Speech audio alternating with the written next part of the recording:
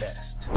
Me, you wanna know what I do when I act bad? I do what the I want. Mm-hmm. I'm gonna do what the I want, say what I want. That's acting bad. Like, that's why I with you too. Yeah, I'm hanging out the window. Yeah, you with the I'm twerking. That's what the I'm doing what the I want. Yeah, you living life. Yeah, acting bad. Yeah, acting bad. That's what's up. A hurt woman will probably do anything. You didn't think the P. Diddy saga was over, or did you? I will be saying something about it. I'm in amazement on what's going on in the world. But hey, who am I? I am somebody.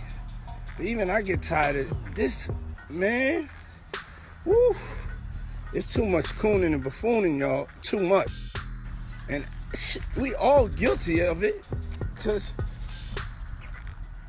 But damn, man. I can't believe this is what hip hop has become, man. I just can't. My mind is like blown, man. So, y'all need to watch some documentaries on hip hop. People don't even know what hip hop is. Netflix has this great documentary on hip hop, the history of hip hop. I know, I think Steve Stout did one. Fab Five. Just go to YouTube, man. Go to YouTube, man. And I'm not one to cast no stone, but damn it, I know when to stop. Going in public and shooting at another celebrity, it don't make sense. And $1 million is something that, you know, you can pay, but it ain't gonna cover up for the fact that you f***ed up your career, son. Well, you know, a setup is a setup no matter how you put things together. You know, we're not here to put people in jail, but we are here to bring clarity to certain situations, and the clarity comes from understanding that, you know, there is envy in this industry and there is hate in this industry, which are two different words. And when you take hate and you take envy and you try to put those together, that's a strong beast. You know, and some of those people that are sitting around us celebrities, or those people called people of higher, you know, in higher positions, they want our position. And there is nothing, no ifs, ands, or buts about it. And they'll do anything to get it. Because if there's anything you should know, it would probably be that Diddy and the long list of controversies he's dragging with him are not leaving anytime soon. I want to talk about that today. All I can say is sometimes, you know, you got to move on. Sometimes, for real, with like everything. I'm one of the people that it's like, that it's hard for me to move on. I remember when I got fired from Uptown, I was crying like a baby. I didn't want to go out there in that big world. Shout out to anybody that got fired, though. But for me, my was just, you know, I ain't had no more choice. Shorty wasn't with me no more. Here's what Young Miami recently revealed, that she and Diddy are no longer dating. That's right. According to Miami, that's not my man. We had our own situation. I'm not going to put a title on it. We were keen with each other hard. We were together every day at one point. He supported me. I supported him. I'll let the internet call it whatever they want to call it. The interesting part of this is that P. Diddy, Mr. Sean Combs, was given the unpleasant moniker a few months back after Miami revealed on her Kesha Please talk show that she enjoys it when her lover's on me in the shower. And of course, the phrase P. Diddy began trending on Twitter as a consequence of memes and messages about the incident, which led fans to naturally believe that her ex-boyfriend was helping her out in that area. But Miami is talking about more than just that. She also discloses everything strange that she saw and that Usher was the victim of. While we may not be aware of all the details, Usher has come forward to discuss how Diddy coerced him into becoming gay. As for the other stuff, well, that's another story entirely. For now, just connect the dots, will you? In case you're a bit behind, Usher first attracted Sean Diddy Combs' interest at the young and naive age of 14 without realizing what he was putting himself through, before going on to become the successful man that he is today. Evidently, P. Diddy, the record producer, signed Usher to Bad Boy Entertainment right away, obviously not just for boosting his career, but for fulfilling his gay fantasies. My brother right here from day one, we used to wake up and, pause, but like just back in the days when he was like 10 and I was a little bit older, his older brother, we used to fight over the Frosted Flakes. Just with it, breathe it in. Yeah, they yours, when you gonna see this for you. This ain't for nobody else but you. You take that time, boy. I see you. Fly ass motherfucker doing baby. You in the kitchen.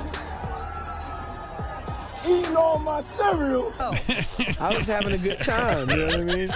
Does he have you doing any chores? Are you doing dishes at all? I mean, to keep you humble somewhat? Or are you just like, can you stay up till 4 in the morning with them and party? I mean, I could. I actually stayed up longer than them. And do you have money? What's going on? I mean, I had like per diem. Yeah. I had like, you know, What like a a living. life. Yeah, it's pretty crazy. 14 years old. You're a dad now. Would you ever send your kid to Puffy camp? Hell no. From then on, rumors circulated that Combs, as part of his training mentoring program, housed Usher and served as a mentor to assist him in breaking into the entertainment industry. I didn't even know what the word culture meant at the time. And it was hard. There were a lot of things I seen and a lot of positions that I think I was put in where I had to make very, very tough decisions in my life about who I would be. I was 13 years old, and being 13, having that type of exposure, you know, yeah, it was cool to go to Howard Homecoming with Puff. It was great to be able to go to Club USA or the Supper Club, you know, with Puffy in that time, or the Tunnel. These are places that a 13-year-old probably should not be. You know, most kids would be excited about it. You know, most kids are trying to figure out, you know, how to be around, you know, hot girls, pretty girls. I'm around grown women, and I'm seeing them do things and have experiences that I'm not quite ready for. You know, and I think that he was just trying to show me the lifestyle. However, that's not what I was there for. I was there because I wanted a career, man. So we would fight, we would tussle. More than often, I think Puffy would say, man, you gotta chill. Like, you just a little bit too intense. You know, you gotta relax. Like, yo, man, I'm here to work, man. I ain't sang in a week. I mean, I'm 13 years old, like banging on this man as though, you know, I am the manager. I am the spokesperson for Usher. And I'm telling him, look, you're gonna put me in the studio, man. You got Biggie Smalls in there, you got Craig Mack in there. You're gonna make me a priority too. I'm not here to party with you. I don't wanna go to the clubs. Matter of fact, I'm too young to even be in here. Why you got me in clubs? I think as a kid, I realized, hey, look, that's not my ring. That's not my moment. That's not my bottle. That's not my drink. That's not my celebration. So I'm not here to celebrate. I wanted people to be excited about me the way that they were excited about him. I wanted my own success. I would stay at the studio.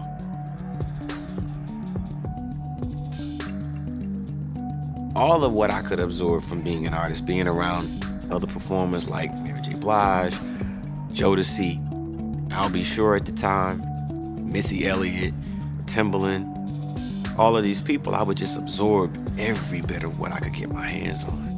I was just pulling everything I possibly could. There was a lesson in all of it. There was something to pull from it all because I got a chance to see a glimpse of the lifestyle, a glimpse of the idea of what it was to be successful. And part of all of this is really, if you can see it, then you should believe it. Usher just came clean about the unpleasant parts of his early career. Usher claimed that while still a minor, Combs had exposed him to drugs and crazy parties, leaving him nervous about everything. Let me reframe you on something. Remember Usher? We was at the Swiss Hotel. Puff had Kim in the room. Had one of Keith Sweat's baby mothers in the big room outside the master bedroom. He came outside in his robe. She gave him a fellatio right there. His back was turned to me. She gave him a fellatio. You knocked on the door. I came and opened the door for you. Puff went in the room.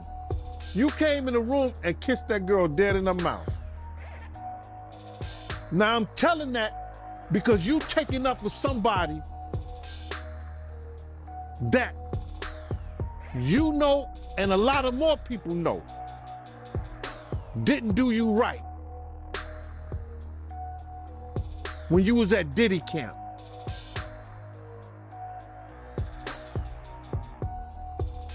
Y'all put it together.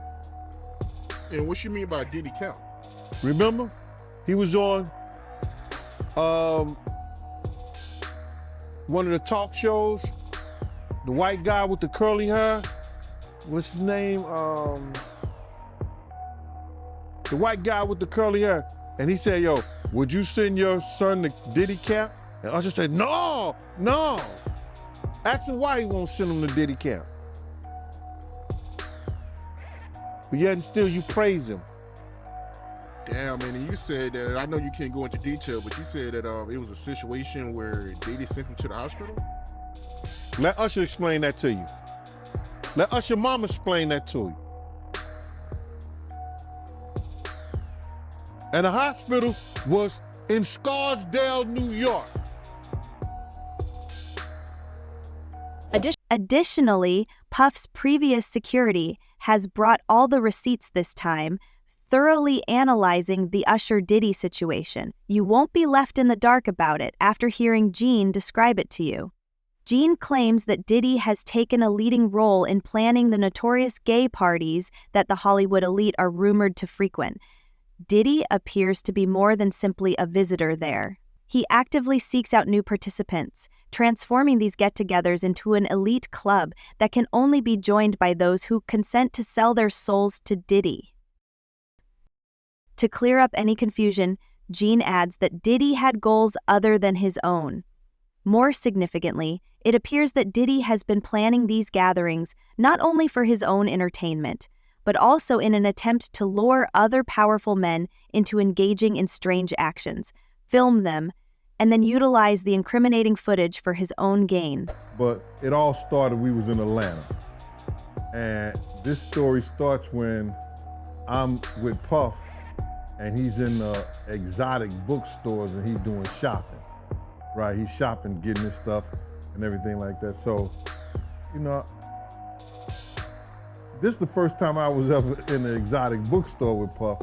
So, you know, I'm giving him his space. He's taking things off the shelves and stuff like that, because they gave him a brown paper bag. When they gave him a brown paper bag, he was just putting stuff in there.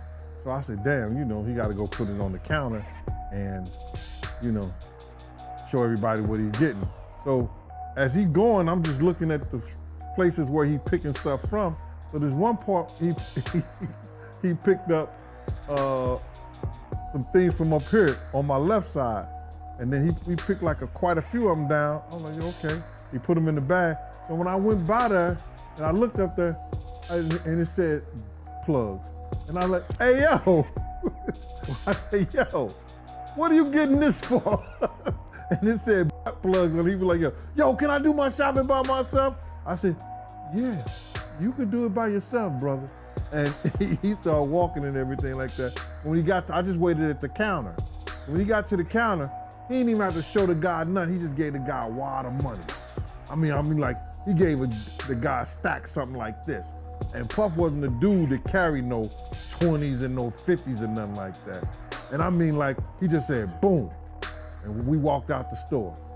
So instead of just mentioning names, Gene and company are essentially giving fans a close-up look at Diddy's world of freak-offs, Turkish baths, and scandalous affairs. A lot of freaky stuff is going on. You gotta use your mind. What they was doing with those plugs. So meanwhile, Reggie Wright Jr. has also stated that young rappers like Justin Bieber and Usher were tricked by Diddy because they were gullible, and that he, along with numerous other artists, was under pressure to take part in activities for which he was not emotionally or psychologically prepared.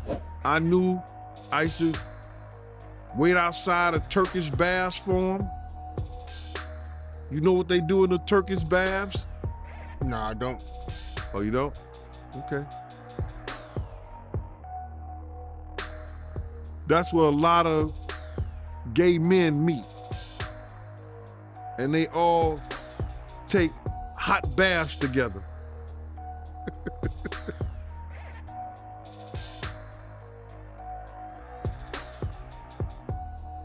To each his own though, bruh.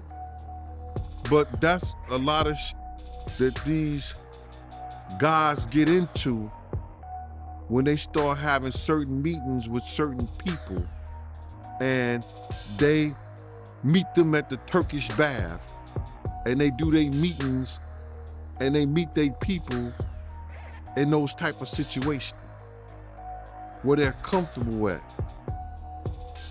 So they don't have to worry about their indiscretions coming out. You mean? You understand what I'm saying? So that's why, you know, twice, sometimes 3 times a week, me and the driver be outside.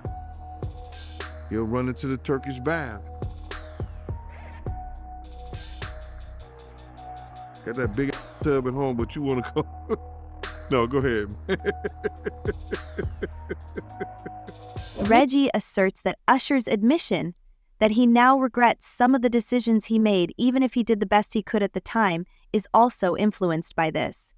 Usher is currently criticizing Combs for not being the best role model in order to forge his own identity, follow his career on his terms, and cease being someone else's property. So he felt compelled to fire Combs. Not to forget, Combs is also currently being held accountable for several deaths, primarily those of young musicians who wanted to express their distaste for the rapper Diddy and his freak-offs. Guys, I keep telling y'all the nigga been battling with this homosexuality way before all this came out. Y'all be, you know, you motherfuckers like always saying, and you too, John, Reggie be lying, Reggie making up but if y'all go and listen to my videos before, y'all see I done spoke on all this bull before. Been telling y'all, Puffy Combs is a fucking homosexual.